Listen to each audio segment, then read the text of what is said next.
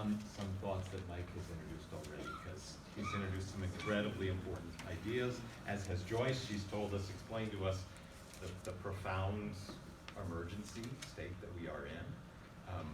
Mike has really made it perfectly clear that we are David, they are Goliath. They have been on the battlefield for 40 years, poisoning the American people's minds with all kinds of misinformation. It's in my mind, it's in every one of your minds, I guarantee it. We hear things over and over and over again, and even if we know better, the more we hear it, the more we accept it as true, and the more the people who manage to get there first start the dialogue first, explain to us how we should see and understand our world first. They created the frame. They created the mental model. They literally influenced the neural networks in our brains. So this fascination that we all have currently about what can we do personally to reduce our own carbon footprint, I want to suggest to you that that is playing into their frame. Mm-hmm. And that if we are David, but if David is going to get better at winning not just the battle but the war for human civilization, human society, human well-being for the next 100 generations, we have to identify those mental models that that Goliath has implanted in our brain, and we have to reject them. Yesterday in the New York Times, there was a wonderful op-ed. I don't remember the woman's name who wrote it, but she absolutely nailed it. She said, essentially, don't get all in a tizzy about reducing your own carbon footprint. Do it, reduce your carbon footprint in any way you can, in any way it feels comfortable to you. I believe somewhere on this part of the room mentioned, it was you, who mentioned the costs, you know. I wasn't just talking about individual costs. Okay, great, I'm going there. So do what you can, and that's all good, but that's never gonna win the war. That is, so if you preoccupy yourself too much with individual behavior change, changing your own life, signaling your virtue to your neighbors and your loved ones, it feels good, and actually there are real benefits. So when I kind of was rooted to Mike and I said he's conspicuous about how he has reduced his carbon footprint, and that's a really good thing. That's actually a much better thing than the reduction of his individual carbon footprint. Because what he's doing by letting other people know, by making a point of bringing it into his conversation, he's signaling to other people, maybe you want to be thinking in these ways too. Maybe you want to be acting in these ways too. He's modeling good behavior, and the most important good behavior that he's modeling is this man talks about climate change 7 days a week, 365 days a year, and that actually makes him an incredibly atypical resident of Montgomery County. Our county is doing much better than most counties in America. Our state is doing much better than most states in America, but we are still lagging way behind. We are still the David who hasn't yet figured out how to use our assets to the best of our ability. So a really important point I want to make, and this is responding to some of the first questions that came up, is we don't really have a public opinion problem. I'm going to show you one slide on that, and actually if you could find the slide that shows the 6 Americas, that would help me. David, we are already winning the battle of hearts and minds. On Tuesday, my team is going to release our latest data from our polling that we did nationwide in November and December. It's really quite amazing. We have this innate sense, because we pay, even though probably none of you are Fox News viewers, you all know what's on Fox News, and it gives us this innate sense that there are 2 Americas. There's the America like us, the America that is apoplectically concerned about climate change, and then there's the other America, the America that doesn't buy it, that is skeptical of it. And the reality is, it just ain't so. the reality is there are 6 Americas, so this comes from research we did 10 years ago. 10 years ago, we did something called an audience segmentation study to try to identify, frankly, to try to debunk what I believed was a misperception that there are 2 Americas with regard to climate change. And what we found is that there were 6 Americas. We are winning the battle of hearts and minds. This is the America that almost everybody in this room is almost certainly a member of, the alarmed. We accept that climate change is real.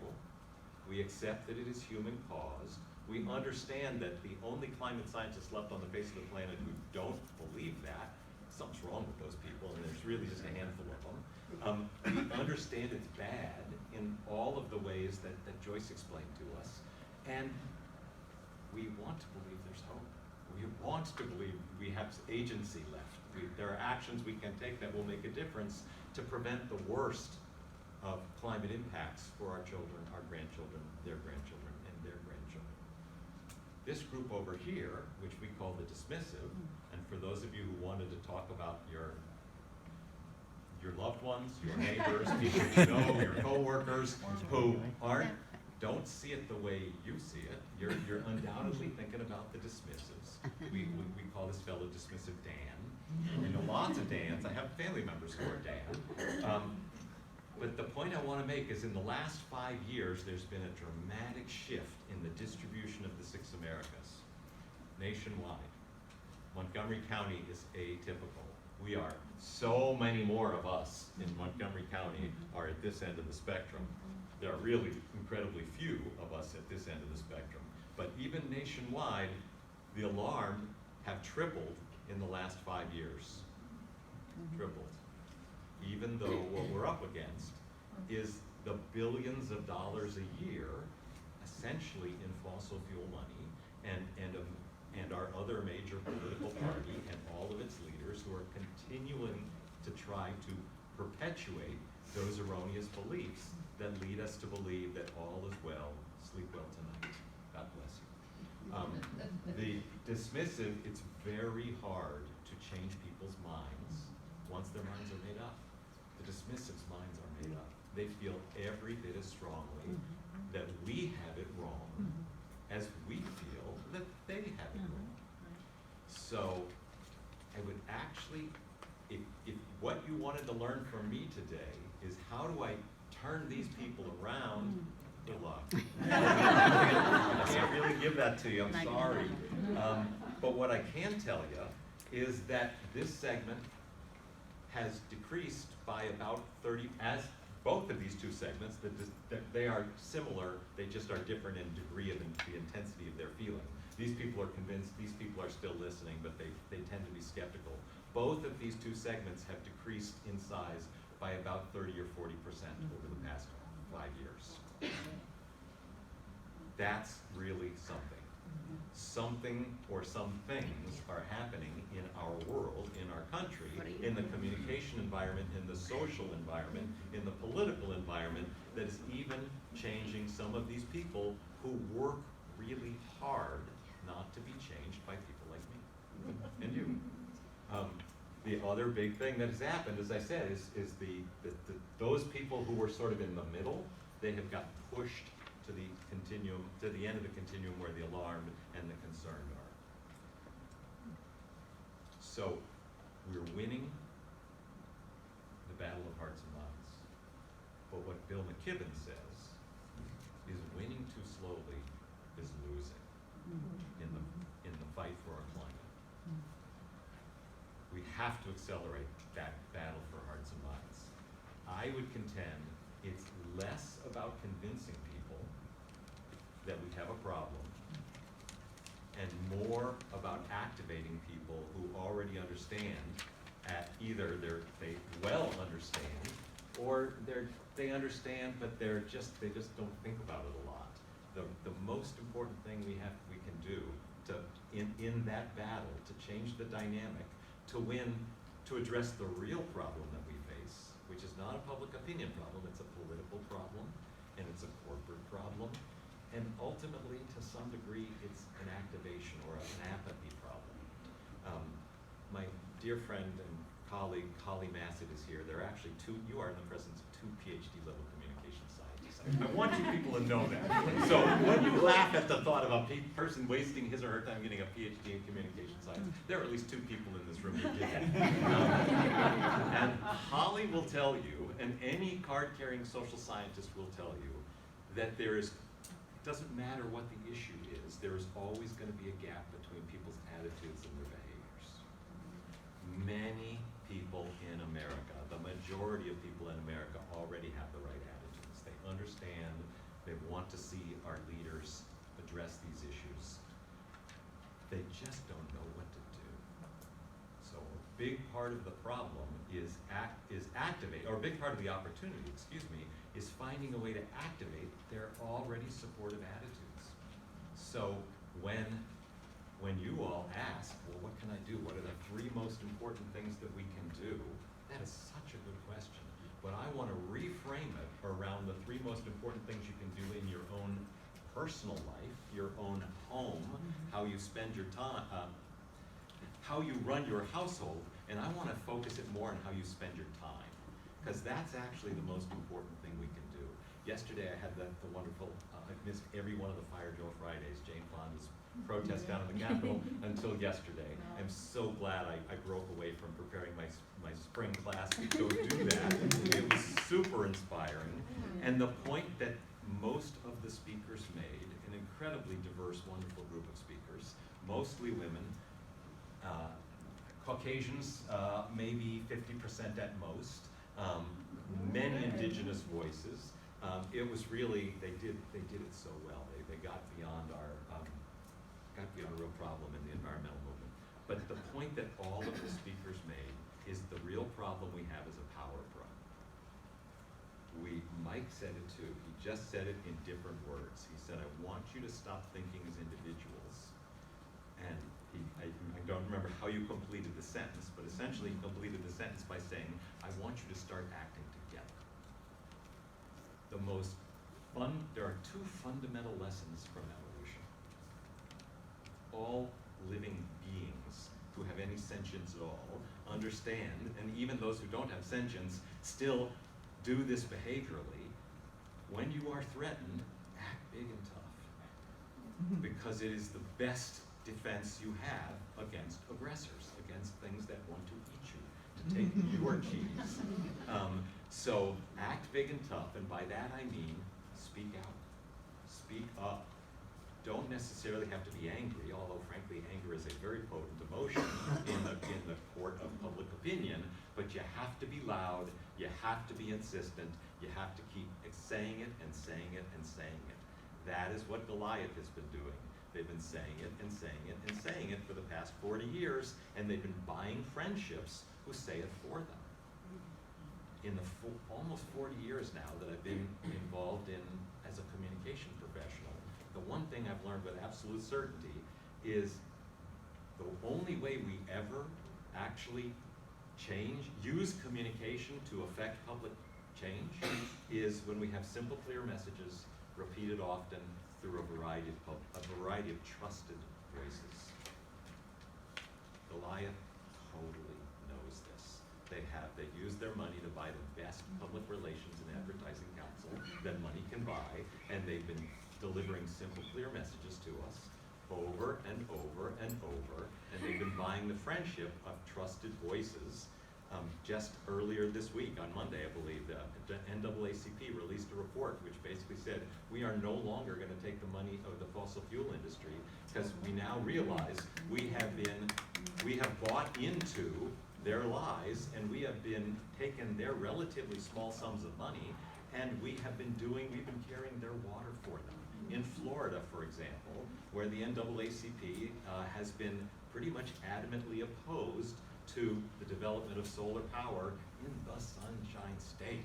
For God's sake, this is their most abundant natural resource, and it didn't take that much money, that much of Goliath's money, to buy that friend. So evolution has taught us we have to speak up, we have to act tough, and more than anything, we have to act together. Because when we act alone, we're largely powerless. When we act together, we can be powerful. That is how we amass the power. So I actually don't know if Mike is ready to take all of you as volunteers. But my recommendation, a number one most important thing you can do is work together. And don't just form a team on your own and go out and figure out what's important to do. Mike has this awesome team of brilliant, totally passionate people who we are in his debt, in their debt, because they have made Maryland one of the nation's leaders. They have made Washington, D.C. one of the nation's leaders. They're working really hard to make, I'm an employee of the Commonwealth of Virginia, they're working really hard to make the Commonwealth of Virginia, not so much a leader, but at least drag us. We got a great bill, but we haven't started passing a really big clean energy bill in Virginia.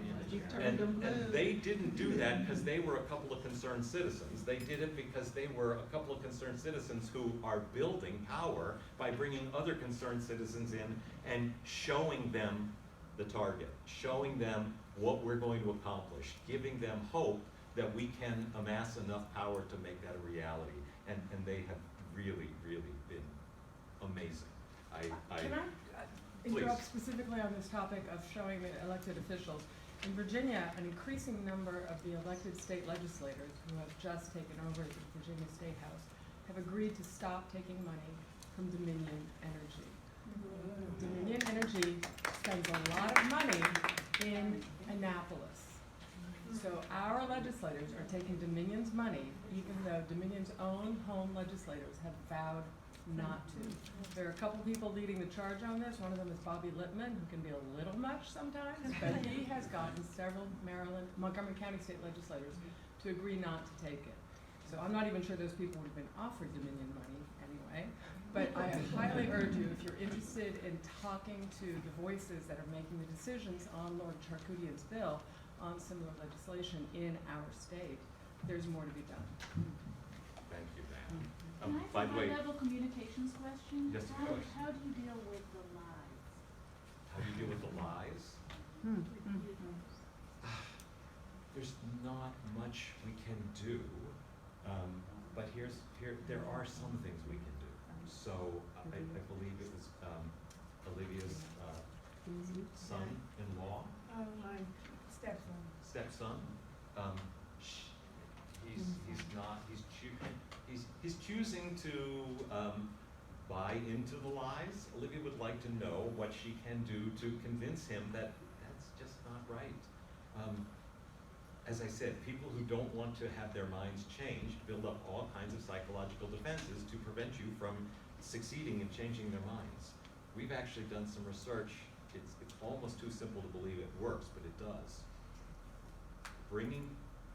Showing people, telling people about the extent of the consensus among the world's climate scientists, the experts who actually study this problem, and telling them that more than 97% of the world's climate scientists are now convinced, based on the data, based on the evidence, that human-caused climate change is a reality, and they are virtually all concerned about it. That has this really amazing effect at resetting people's understanding of the consensus among the experts. Most people, for a really weird quirk in the way the human mind works, it's called the availability bias, when we've seen a climate scientist, as I've already said, there's only a few left in the country now, who isn't convinced that human-caused climate change is a reality. When we see about that person or when we read about that person, our mind treats that equivalently to the 97, 98, 99, or actually more like nearly 100% of the world's climate scientists who are convinced based on the evidence that human-caused climate change is a reality. So the mind is working against us in this instance, but to invoke the consensus is a very powerful, helpful way to address the lie that there's a lot of disagreement among the climate scientists. That's actually the number one lie that the fossil fuel industry perpetrates. They have 1,000 different ways of telling that lie. There's a lot of disagreement among the experts. Therefore, it would be premature, wouldn't be prudent, in the words of the first Bush, wouldn't be prudent to start crafting public policy until the scientists reach a greater degree of certainty. So I personally, if I ever get to meet Olivia's son-in-law or Stepson, I'm sorry. I personally will say his name, I don't know his name. Chuck. Chuck. Chuck, I know you feel strongly about this. I know you've learned a lot about this. But Chuck, I'm not a climate scientist. You're not a climate scientist. Almost every climate scientist left in the world is convinced, based on the evidence, that human-caused climate change is happening. I gotta say, as a public health guy, public health professional, I gotta trust what the experts have actually told me. The thing I gotta do now is what's my job as a public health professional? How should I be spending my time now that I know this to be true? And how should I be spending my time as a citizen and as a member of my community, as a father? Those are the questions that I'm asking myself because the experts have spoken. And actually, a paper, I could share with you all, a paper that was published about 2 months ago, which reviewed every single climate science paper that was published in the first 9 months of 2019. Every one. There was thousands of them, tens of thousands, I don't remember the exact number. This is a guy named James Powell, a retired climate scientist who had a little extra time on his hands. He went through every single paper and he scored each and every one of them to answer a very simple question.